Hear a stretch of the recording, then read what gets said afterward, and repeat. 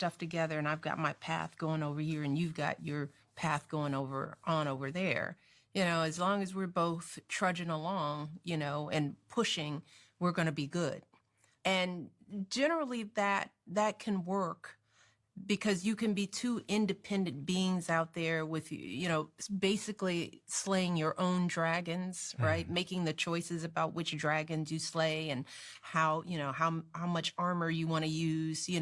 You're independent people, and that feels good right now until your first and most important joint project happened, which you told me you have kids, right? And this is usually where I come in. Hi, my name is Stephanie John, licensed marriage and family therapist. This is the point where I often see couples when they're used to trucking along, as Michelle Obama has said.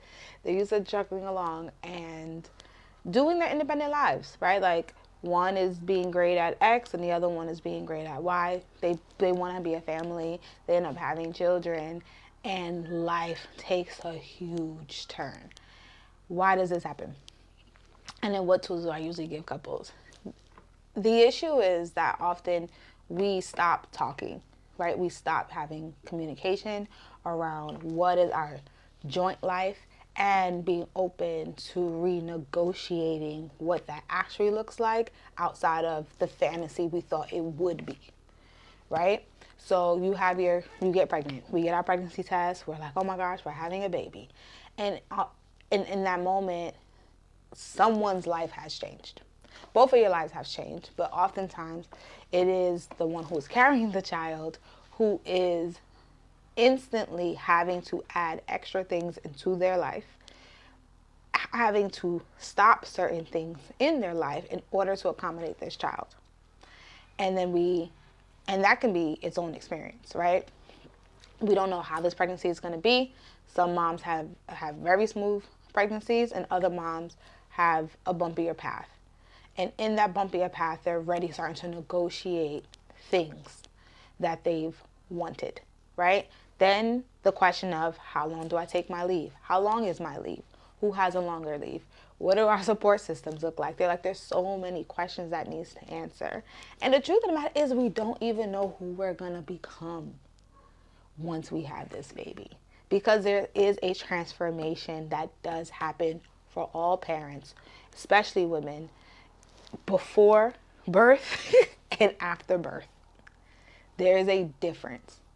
And if you're a mom out there, you could put it in the comments if you felt different after having your baby. And what do you wish someone told you? But besides that, then in it, the dads are having to figure out. I've noticed dads go into a certain drive, right? They go into this drive of, I have to provide for my family kind of mode.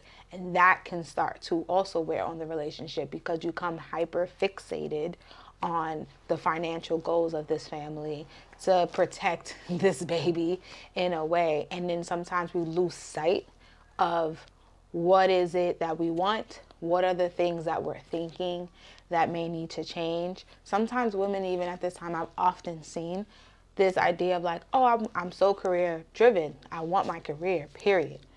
They get pregnant and they start thinking, actually, I really don't want to give up this child to the system. Like, I don't want to put them in daycare. I don't want someone else raising my kid. I thought my parents was going to be able to help us more and they at least be with someone, and then they're not. Right? And I don't want one of us to be missing out on a lot of moments that I know we can't get back in the case of like milestones of our kid. Now what? All those questions. And we didn't even necessarily even have the baby yet. Life starts to take a turn and we never talked about it. Like in theory, 2 years before we got pregnant, we had an idea of what we wanted and right? And then we actually are now in the trenches, in the thick of it, and now other things are coming into perspective for us. And we never talked about it. So then what happens? Resentment. Resentment happens. And oftentimes couples crack under the pressure of resentment. Couples drift in this moment. And infidelity, unfortunately, also happens a lot in those years when those kids are little. I've seen it so many times, right? And a lot of the times those things happen because we stopped talking. We stopped asking questions. We assumed a lot of things and expectations, and renegotiating what our life needs to be now that this is our actual reality is not on the table. And that's what usually when my couples come to therapy. And I'm usually supporting them in talking about the things that they assumed, the things that they took for granted, and helping them create a shared vision, allowing them to reconnect with each other, because connection also is breaking during this time frame. Reconnect as just partners, learning how to do that with a baby, learning how to manage some anxiety when it comes to just parenthood, and also learning how to create a new shared vision